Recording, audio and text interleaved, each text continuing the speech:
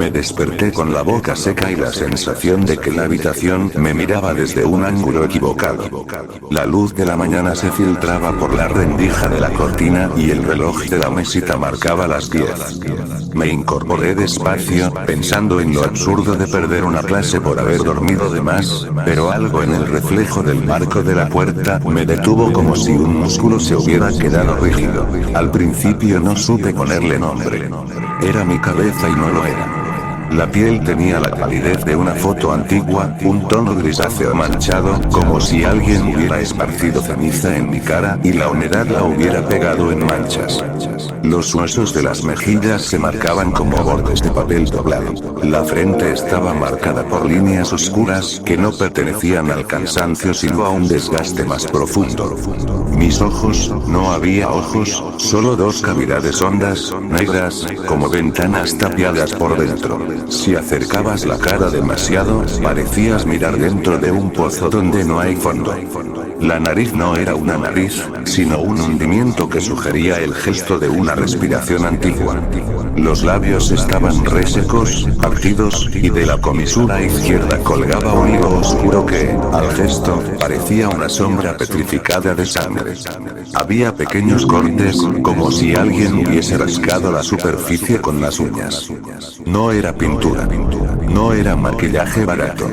Era piel que había decidido dejar de parecer piel. Me quedé inmóvil, recordando el tacto de mis manos cuando me había lavado la cara la noche anterior. La calidez, la rutina de agua y jabón. Recorrí con los dedos el contorno de mi boca, noté la textura, y una galleta de miedo se me quebró en la garganta. El pulso me subió las sienes. Cerré la puerta del cuarto, tiré de la capucha de mi sudadera negra, esa prenda barata que tenía desde el primer año de universidad, y me la subí hasta la frente como si la tela fuera un antídoto. La capucha me sirvió de cueva. El mundo fuera de ella parecía más tolerable. Me miré en el espejo pequeño del pasillo. La sudadera proyectaba una sombra que cortaba la luz, y la cabeza que asomaba por encima del cuello era un mapa de abandono. No sabía cómo explicar lo que veía. No había nadie en casa que me lo hubiese hecho, o eso pensé, nadie que quisiera eso. Cerré los ojos y respiré como si respirar fuera practicar la paciencia. Salí a la calle con la capucha baja, evitando el contacto visual. La gente me chocaba al cruzar la acera, los auriculares en las orejas, el mundo avanzando en su indiferencia. No tuve el valor de aparecer en la facultad. Dije que estaba enfermo. Mandé un mensaje a Marta, mi mejor amiga. No puedo ir hoy. Estoy mal, contestó con un emoji de preocupación y nada más. Nadie preguntó por mi cara. Nadie dijo nada directo. Y eso se volvió la agonía silenciosa. O bien no me reconocían, o bien no querían descubrir lo que yo estaba viendo. Los días se convirtieron en pequeñas trampas. Me duchaba y, por un momento, la sensación de ser otra persona me invadía. El agua caliente me devolvía la memoria de una vida anterior a esto. Risas en pasillos, la mano de mi madre atándome el pelo la mañana de la graduación del colegio, las fotos con amigos donde mi sonrisa no tenía grietas. Sin embargo, al secarme y mirar el espejo, la otra cara reaparecía como una foto que alguien hubiera pegado sobre la original. Creí que con el tiempo me acostumbraría. No fue así. Mi sociabilidad se desintegró en semanas. Contestaba menos mensajes, comía peor, me quedaba dormido tarde y me despertaba con el pulso acelerado. Los profesores empezaron a llamarme por la ausencia y, cuando mis excusas se hicieron repetitivas, perdí becas pequeñas y oportunidades de presentaciones. Las semanas tiraron de mí como una corriente. Los amigos se transformaron en recuerdos que respondían a mis mensajes con frases cortas y excusas fáciles. Comprendí, con una mezcla de rabia y vergüenza, que me estaban evitando. Peor, comprendí que yo los intentaba evitar antes de que pudieran hacerlo. Me protegía con la sudadera como quien se tapa con las manos para esconder una herida que no deja de sangrar por dentro. Busqué ayuda médica. El primer dermatólogo me miró con una mezcla de asombro profesional y discreta repulsión, me hizo preguntas que yo respondía con monosílabos. Tomaron muestras superficiales de la piel. Dijeron palabras técnicas que apenas entendí. Necrosis parcial, reacción pigmentaria atípica. Me mandaron al hospital para una batería de pruebas. Análisis, radiografías, resonancias. Todo salió raro pero no concluyente. Mi sangre no mostraba infecciones evidentes y las placas óseas parecían normales. La mañana que me dieron los resultados, la radióloga me sonrió con una normalidad falsa y dijo: "No encontramos una causa médica que justifique esta apariencia en la sala de espera". Mientras me cubría con la capucha, llegué a pensar que la verdad, mi verdad, no tenía ninguna ficha en sistemas. Que lo que me sucedía estaba fuera de su manual. Las noches eran las peores. Me levantaba al azar, a menudo sudando, con la sensación de que el techo se inclinaba para mirarme. Me puse a investigar en internet como quien intenta armar un rompecabezas con piezas que no pertenecen al mismo set. Foros, hilos de usuarios anónimos, relatos de experiencias extrañas. Encontré muchas coincidencias. Gente que describía la sensación de que el rostro se desbocaba, personas que hablaban de cambios súbitos en la apariencia, de máscaras que no se quitaban. Pero todo era borroso, testimonios escritos entre la ironía y la locura. Nadie daba una solución. Empecé a revisar fotos antiguas con obsesión. Abrí cajas, subí al altillo, revisé archivos en el disco duro. En todas las fotos donde salía de adolescente, yo era yo. La misma nariz, la misma sonrisa, la misma barbilla. Pero a medida que avanzaba en el tiempo, en alguna imagen del teléfono de mi madre, una fiesta de hace 5 años, algo me clavó la mirada. En una esquina de la foto, casi fuera del enfoque, había la silueta de una cara que no identificaba. Era borrosa, como se ven los reflejos en un vidrio empañado, pero algo de su contorno me produjo un escalofrío. La mandíbula, la cavidad oscura en donde deberían estar los ojos, la misma sombra que ahora habitaba mi rostro. Lo limpié con el dedo en la pantalla, aumenté la imagen, la ajusté hasta el ruido. Ahí estaba, apenas perceptible, como si siempre hubiera estado asomada por la esquina, como una fotografía que alguien dejó caer en otra. Empecé a notar cosas pequeñas en otros retratos. Un remolino en la textura de la piel detrás de mi oído, una sombra inusual en la línea del cuello. Mi cabeza se llenó de hipótesis. ¿Fue una mancha en el laboratorio fotográfico? ¿Un defecto en el sensor de la cámara? ¿O algo más antiguo, como un habitante bajo las capas de la imagen, esperando a que yo lo reconociera? Decidí tomar medidas más drásticas. Si la medicina no me daba respuestas, tendría que buscarlas por mis propios medios. Empecé a vigilarme. Coloqué cámaras en mi cuarto, no muchas, no para ser exhibicionista, sino para atrapar algo que mi memoria no podía retener. Puse una en el pasillo, una en el espejo del baño apuntando hacia la cama, una sobre la mesita. No quería admitirlo, pero había noches en las que despertaba sin saber cómo había llegado al baño o por qué las sábanas estaban amontonadas. Me había visto a mí mismo moverme con un automatismo que me parecía ajeno. Revisé las grabaciones con las manos temblando. La primera noche no pasó nada inusual.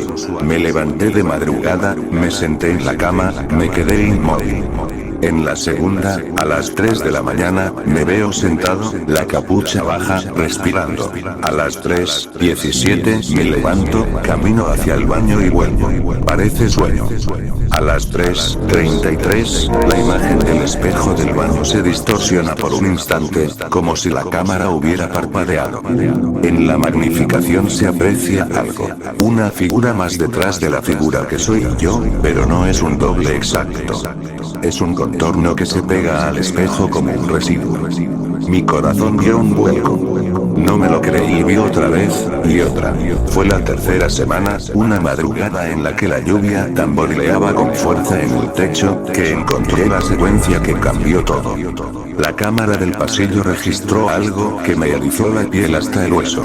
A las 2:58, la puerta de mi cuarto se abre sola y una sombra se desliza adentro. No es una sombra humana. Su andar es demasiado fluido, la capucha se mueve como si respirara por sí solo. Se acerca a la cama donde estoy sentado, y por un momento pensé que iba a cubrirme con manos invisibles. Pero lo que ocurre después es, no sé cómo nombrarlo sin que suene a delirio. La figura se inclina ante mi rostro y, con una lentitud terrible, comienza a tirar. No veo exactamente qué tira, solo veo el gesto. Como si pelara una máscara. Un sonido oscuro, húmedo, me llega desde el altavoz de la grabadora. Es el sonido de algo que se desprende. La entidad, si así puedo llamarla, coloca lo arrancado sobre su propio rostro. Luego, sin hacer ruido, deja un objeto en la mesita. Un espejo antiguo. Yo, en la grabación, me arrodillo y lo tomo con manos que no me parecen mías. Al reproducirlo por segunda vez me empujé contra la pared del pasillo. No puedo saber si fui yo quien volvió a jugar ese papel. Tengo grabaciones que me muestran dormido, y luego despierto sosteniendo un espejo donde mi cara es otra. La cámara no capta cómo se ve la cosa cuando se la coloca. Solo capta el gesto de cubrir, retirar y dejar. En la última toma, la figura se da la vuelta y camina hacia la puerta. No tiene ojos. Tiene dos huecos negros como conchas vacías. La capucha cae y mi pelo cae sobre una frente que ya no es mía. Por un segundo que me hace recordar con dolor, la figura inclina la cabeza y parece mirarme con una expresión que no es odio ni compasión, es reconocimiento. Mi mente intentó ordenarlo en palabras lógicas. Sueño lúcido, confabulación, sueño inducido por alguna toxina. Hice análisis de orina, le pedí a un amigo que revisara los archivos y me dijera si eran montaje. Me juraron que no había edición. Era crudo, sin cortes. No existía mano humana que hubiera pegado esos fragmentos sin que yo lo supiera. La reacción fue variada. Incredulidad, una leve risa que escondía la incomodidad, distancia. Marta me visitó una tarde y, al ver el video, se quedó callada más de lo usual. No me abrazó. Se alejó. Sus ojos evitaron los míos. Eso me dolió más que cualquier diagnóstico. Fue ahí cuando empecé a entender, con una claridad que dolía como un corte limpio, lo que me había pasado desde el principio.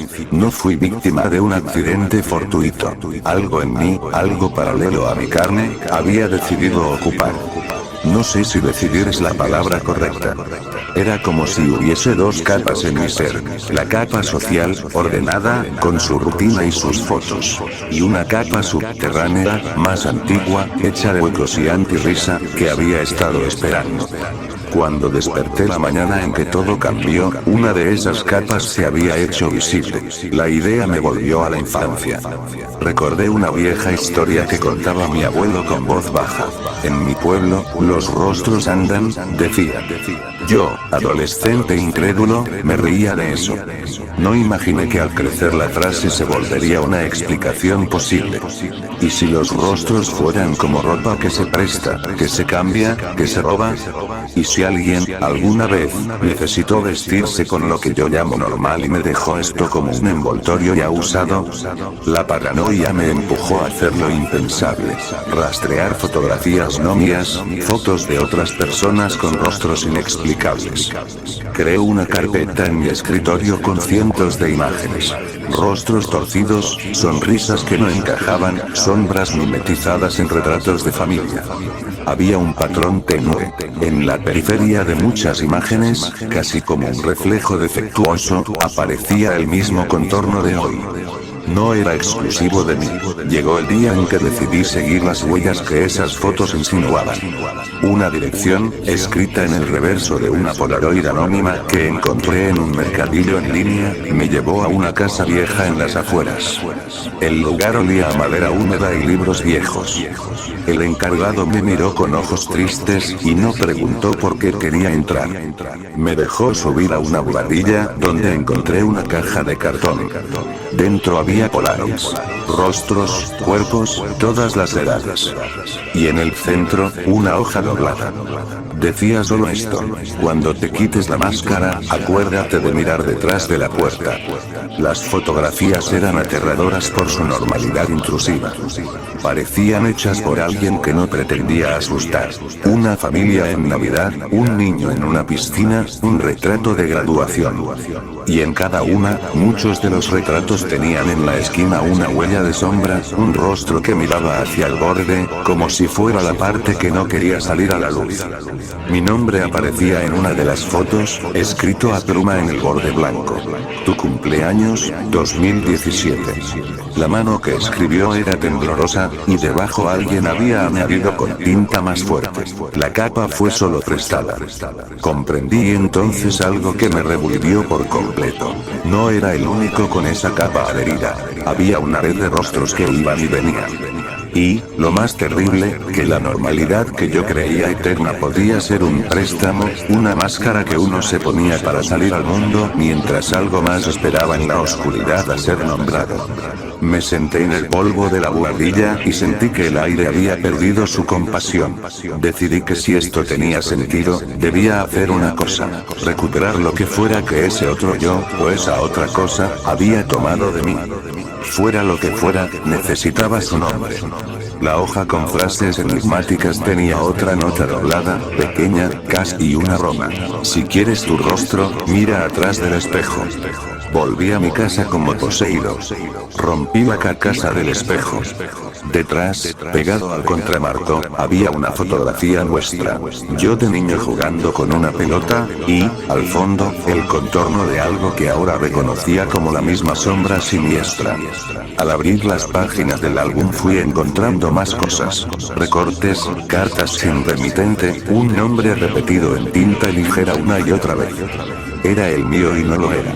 Mi nombre escrito seguido de la palabra préstamo. La última línea en la caja decía: si decides quedarte con lo heredado, no busques devolverlo.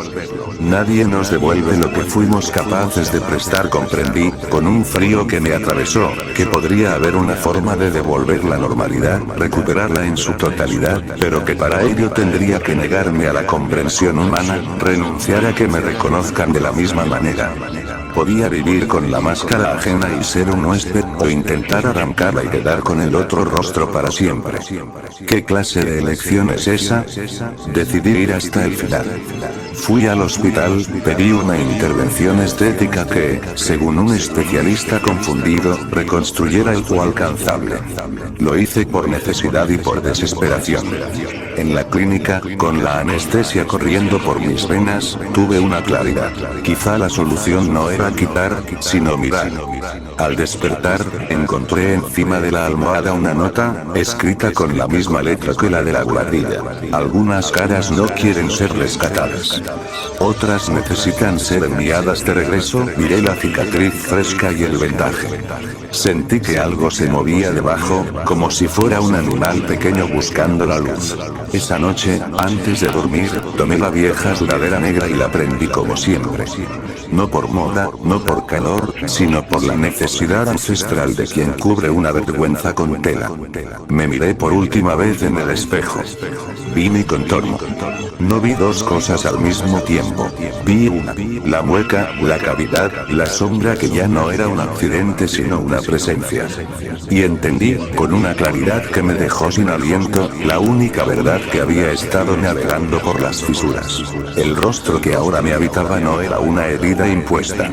Era una de las muchas máscaras que la vida ofrece y que uno, sin querer, a veces acepta como propio. Empecé a escribir esto porque necesito dejar una marca que no sea una fotografía. Quizá lo hago para que alguien más, alguna noche, no caiga en el mismo hábito de creer que la normalidad es una pertenencia eterna. Quizá lo hago para convencerme de que aún me queda algo mío. O quizá lo dejo como evidencia para quien encuentre esto después de que la sudadera cuelgue en un gancho y la casa quede fría. No puedo decir si fui meciéndome entre víctimas y verdugos. No puedo afirmar que existiera una voluntad que tomara mi cara y se la pusiera a otro. Solo puedo asegurar lo que vi en la grabación. Alguien, o algo, me colocó un objeto y me devolvió un espejo. Y puedo decir, con la honestidad brutal de quien se mira la herida y ya no puede negarla, que la noche en que todo cambió no desperté para descubrir una mutilación. Desperté para descubrir una herencia. A veces, por las noches, escucho un golpe leve en la puerta. A veces, cuando me acerco a la mirilla, veo una capucha negra pasando por la acera. En una de esas noches, un chico joven se quedó parado frente a mi portal, miró la casa y se inclinó como si buscara algo en su bolsillo. Sus dedos jugaron con la tela de su sudadera. Y por un instante, cuando la luz lo tocó, vi en su expresión un atisbo de la confusión en la que yo me vi al principio. La incredulidad de quien despierta y se encuentra vestido con algo que no es suyo. Quise abrir y gritarle que huyera, que no aceptara la máscara porque no hay marcha atrás. Quise decirle que se cubriera la cara para que el mundo no lo reconociera demasiado, que la sudadera negra sirve al menos como paño que contiene una llama. No abrí. Me quedé viendo cómo se alejaba y pensé en la ironía de todo esto, que ahora soy el que esconde y ya no el que busca ser visto. Si estás leyendo esto y te has despertado una mañana y algo en tu rostro no responde a tus recuerdos, cúbrete. No por vergüenza, sino por prudencia. La capucha no arregla nada, pero te compra tiempo. Si decides investigar, hazlo con cuidado. Hay cosas que, cuando las miras de frente, dejan de pertenecerte y se vuelven otra cosa. Y, sobre todo, no confíes en las fotografías como pruebas absolutas. A veces la sombra se vuela en el borde y espera a que la cojas prestada. Esta es mi confesión y mi aviso. No sé si la cara que me mira en la ventana del vecino dentro de un rato será la misma que la mía. No sé si mañana me levante y ya no sé a quién escribía estas líneas, o si más bien lo que me despierta seguirá siendo siempre este mismo huésped que aprendió a vivir en mi carne. Lo único que sé con certeza es que, la noche en la que me desdibujé, no hubo ruido de batalla ni llanto. Solo el gesto frío y lento de alguien que se coloca una máscara y se aleja sin volverse. Y en esa ausencia quedó mi nombre escrito en tinta tenue. Préstamo, firmado.